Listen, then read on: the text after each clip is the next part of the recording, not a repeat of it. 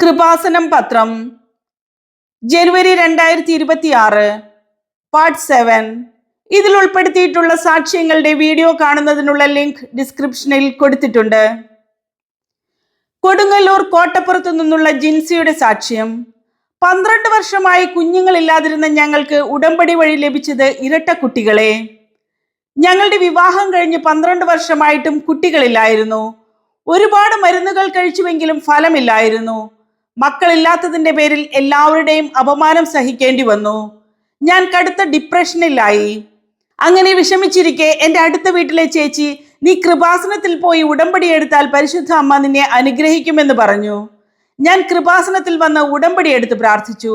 എനിക്ക് ഇരട്ട കുട്ടികളെ നൽകണമെന്ന് പരിശുദ്ധ അമ്മയോട് പ്രാർത്ഥിക്കുകയും വെഞ്ചരിച്ച നേർച്ച വസ്തുക്കൾ ഉപയോഗിക്കുകയും ചെയ്തതിന്റെ ഫലമായി ഞാൻ പ്രഗ്നന്റ് ആയി. എനിക്ക് ബ്ലീഡിംഗ് ഉണ്ടാകുമായിരുന്നു.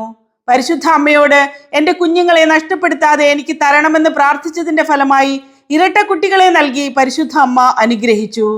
കൂടാതെ എൻ്റെ അമ്മയുടെ മുതുകത്ത് വട്ടച്ചൊറി പോലെ അലർജി വരുമായിരുന്നു.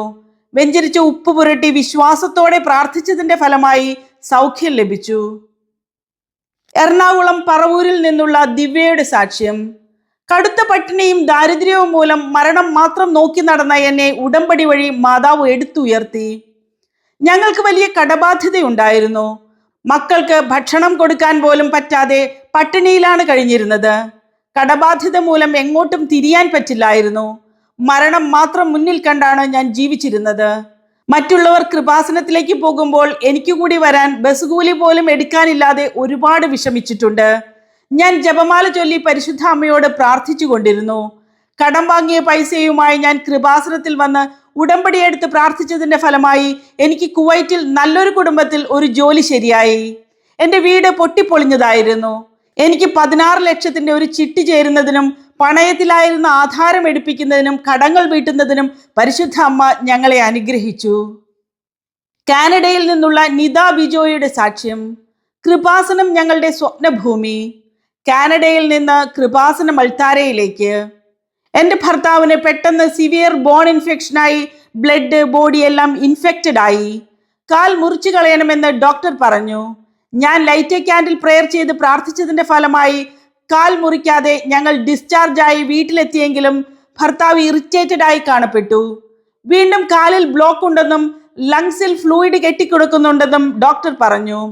ഞാൻ ഭർത്താവ് മുൻപ് കൃപാസനത്തിൽ വന്നപ്പോൾ വാങ്ങിക്കൊണ്ടുവന്ന തേൻ വിശ്വാസ പ്രമാണം ചൊല്ലി കൊടുക്കുകയും ഉടമ്പടി പ്രാർത്ഥന ചൊല്ലുകയും സാക്ഷ്യങ്ങൾ കേൾക്കുകയും ഉടമ്പടി ധ്യാനത്തിൽ പങ്കെടുക്കുകയും ക്ഷമിക്കാനുണ്ടായിരുന്നവരോട് ക്ഷമ ചോദിക്കുകയും ചെയ്തു. ഭർത്താവിന് പൂർണ്ണ സൗഖ്യം ലഭിച്ചു. കൂടാതെ മകൾക്ക് ആസ്മയുടെ അസുഖമുണ്ടായിരുന്നു. വെഞ്ചരിച്ച തേനും ഉപ്പും ഉപയോഗിച്ചതിന്റെ ഫലമായി മകൾക്ക് പൂർണ്ണ സൗഖ്യം ലഭിച്ചു. പിന്നെ ഞങ്ങൾ നാട്ടിൽ വന്ന് ഉടമ്പടി എടുത്തു. കൊല്ലം പുനലൂരിൽ നിന്നുള്ള സിന്ധു ഗിരീഷിന്റെ സാക്ഷ്യം. 1 വയസ്സുള്ള കുഞ്ഞിനെ കൈപിടിച്ച് നടത്തുന്നത് പോലെ അമ്മ നമ്മെ സഹായിക്കുന്നു. 5 ലക്ഷത്തിന്റെ ചെക്ക് കേസ് ഒഴിഞ്ഞുപോയി.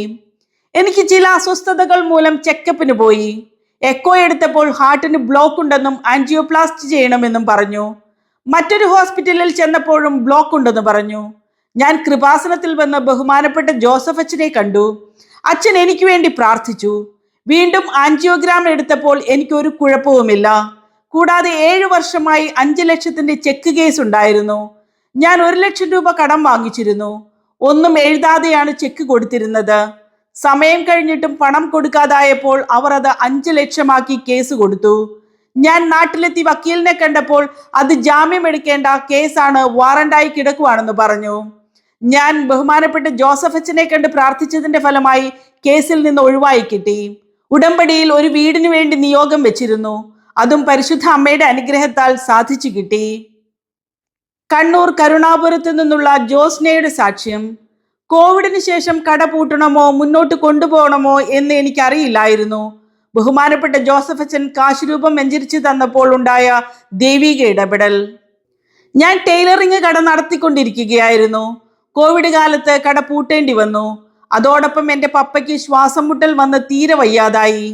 പപ്പയെ നോക്കാൻ വേറെ ആരുമില്ലാതായപ്പോൾ ഞാൻ 4 വർഷത്തോളം കട വാടകയ്ക്ക് കൊടുത്തു. കട പൂട്ടണമോ മുന്നോട്ട് കൊണ്ടുപോകണമോ എന്ന് എനിക്കറിയില്ലായിരുന്നു. ഞാൻ കൃപാസനത്തിൽ വന്ന് ഉടമ്പടി എടുത്ത് ബഹുമാനപ്പെട്ട ജോസഫ് അച്ഛനെ കണ്ടു. അച്ഛൻ കാശുരൂപം വെഞ്ചരിച്ചു തന്നിട്ട് അത് കടയിൽ വെക്കാൻ പറഞ്ഞു. ഒരാഴ്ചയ്ക്കുള്ളിൽ കട വിൽക്കുന്നതിനും 700 മുട്ടക്കോഴികളുള്ള ഒരു കോഴി ഫാം തുടങ്ങുന്നതിനും പരിശുദ്ധ അമ്മ അനുഗ്രഹിച്ചു. കൂടാതെ 5 വർഷമായി എൻ്റെ കാൽ ചൊറിഞ്ഞു പൊട്ടുമായിരുന്നു. ഉടമ്പടി തൈലം പുരട്ടി പ്രാർത്ഥിച്ചതിന്റെ ഫലമായി പൂർണ്ണ സൗഖ്യം ലഭിച്ചു. തൃശൂരിൽ നിന്നുള്ള ജിനിയുടെ സാക്ഷ്യം. ജനനേന്ദ്രിയം അടഞ്ഞുപോയ കുഞ്ഞിന്റെ അമ്മ ഉടമ്പടി നേർച്ച വസ്തുക്കൾ ഉപയോഗിച്ചപ്പോൾ നേരിൽ കണ്ട മരിയൻ ഇടപെടൽ. എന്റെ മകൾ 3ാം ക്ലാസ്സിലൊക്കെ എത്തിയപ്പോൾ ജനനേന്ദ്രിയം അടഞ്ഞുപോയി. ഡോക്ടറെ കണ്ടപ്പോൾ 2 വർഷം വെയിറ്റ് ചെയ്യുക, ഇല്ലെങ്കിൽ സർജറി ചെയ്യാമെന്നാണ് പറഞ്ഞത്. 2 വർഷം കഴിഞ്ഞ് മറ്റൊരു ഡോക്ടറെ കണ്ടപ്പോഴും സർജറി തന്നെയാണ് പറഞ്ഞത്. ഞങ്ങൾ കൃപാസനത്തിൽ വന്ന് ഉടമ്പടി എടുത്ത് വെഞ്ചരിച്ച നേർച്ച വസ്തുക്കൾ ഉപയോഗിച്ചതിന്റെ ഫലമായി ജനനേന്ദ്രിയം പഴയതുപോലെയായി. സർജറി വേണ്ടെന്ന് ഡോക്ടർ പറഞ്ഞു. കൂടാതെ ഞാൻ ഒരു ജോലിക്ക് വേണ്ടി നിയോഗം വെച്ചതിന്റെ ഫലമായി നല്ലൊരു ജോലി നൽകി പരിശുദ്ധ അമ്മ അനുഗ്രഹിച്ചു. മൂവാറ്റുപുഴയിൽ നിന്നുള്ള എലിസബത്ത് സാവിയോയുടെ സാക്ഷ്യം. അവർ ഡെയിലി ബ്രെഡിൽ ബഹുമാനപ്പെട്ട ജോസഫ് അച്ഛൻ പറഞ്ഞതുപോലെ 7 മണിക്കുള്ളിൽ തന്നെ ദൈവിക ഇടപെടലുണ്ടായി. എൻ്റെ മകൾ 3.5 വർഷമായി ജർമ്മനിക്ക് പോകുന്നതിന് ശ്രമിച്ചിട്ട് തടസ്സങ്ങളായിരുന്നു. ഒരു ഇന്റർവ്യൂ പാസ്സായ ശേഷം പിന്നെ ഒരു കാര്യവും മുന്നോട്ട് നീങ്ങുന്നില്ലായിരുന്നു. ഞങ്ങൾ കൃപാസനത്തിൽ വന്ന് ഉടമ്പടിയെടുത്ത് പ്രാർത്ഥിച്ച ശേഷം ഞങ്ങളുടെ ഏജന്റ് വിളിച്ചിട്ട് ഇനി എന്നെ കൊണ്ട് നടക്കില്ല എന്ന് പറഞ്ഞ് പൈസ തിരികെ തന്നു. പിന്നെ മകളുടെ ജർമ്മനിയിലേക്കുള്ള ഒരു കൂട്ടുകാരി വഴി ജോലി ശരിയാവുകയും വിസ വരികയും ചെയ്തു. ടിക്കറ്റ് എടുക്കുന്നതിന് തടസ്സം നേരിട്ടപ്പോൾ ഞങ്ങൾ ആ ഒരു ഡെയിലി ബ്രെഡ് ശുശ്രൂഷയിൽ പങ്കെടുത്ത് പ്രാർത്ഥിക്കുന്ന സമയത്ത് ബഹുമാനപ്പെട്ട ജോസഫ് അച്ഛൻ, നിങ്ങൾ ഏത് വിഷയത്തിന് ബുദ്ധിമുട്ടുന്നോ അത് ഇന്ന് വൈകിട്ട് 7 മണിക്കുള്ളിൽ പരിഹരിച്ചു കിട്ടുമെന്ന് പറഞ്ഞു. എല്ലാ തടസ്സങ്ങളും മാറി മകൾക്ക് ജർമ്മനിയിൽ പോകുന്നതിന് സാധിച്ചു. പാലായിൽ നിന്നുള്ള ജിസ്മോൻ ജോസിന്റെ സാക്ഷ്യം. ഉടമ്പടി നേർച്ച വസ്തുക്കൾ ഉപയോഗിച്ചപ്പോൾ മഴവില്ലിൽ നിന്ന് പ്രകാശരശ്മി കുഞ്ഞിന്റെ അടുത്തേക്ക് വന്നു. കുഞ്ഞു പറഞ്ഞു ഛർദിക്കണമെന്ന്. എൻ്റെ ഉടമ്പടി അനുഭവങ്ങൾ ഇതാണ്. എൻ്റെ കുഞ്ഞിന് ഇൻഫ്ലുവൻസ വൈറസ് പോസിറ്റീവായി വന്നു. കുഞ്ഞിനെ അസുഖം കൂടി രാവിലെ ഹോസ്പിറ്റലിൽ ചെന്നപ്പോൾ 103 ഡിഗ്രി പനിയുണ്ട്, അഡ്മിറ്റ് ചെയ്യണമെന്ന് ഡോക്ടർ പറഞ്ഞു. പക്ഷേ ഹോസ്പിറ്റലിൽ നിൽക്കാൻ ആരുമില്ലാത്തതിനാൽ എൻ്റെ നിർബന്ധത്താൽ വീട്ടിലേക്ക് പോന്നു. വീട്ടിലെത്തിയ ഉടനെ കുഞ്ഞ് എൻ്റെ ശരീരം മൊത്തം തളരുന്നുവെന്ന് പറഞ്ഞ് കട്ടിലിൽ കിടന്നു. ഞാൻ മകളോട് നമ്മൾ ഉടമ്പടിയിലല്ലേ എന്ന് പറഞ്ഞ് വെഞ്ചരിച്ച് നേർച്ച വസ്തുക്കൾ കൊടുത്ത് പരിശുദ്ധ അമ്മയോട് പ്രാർത്ഥിച്ചു.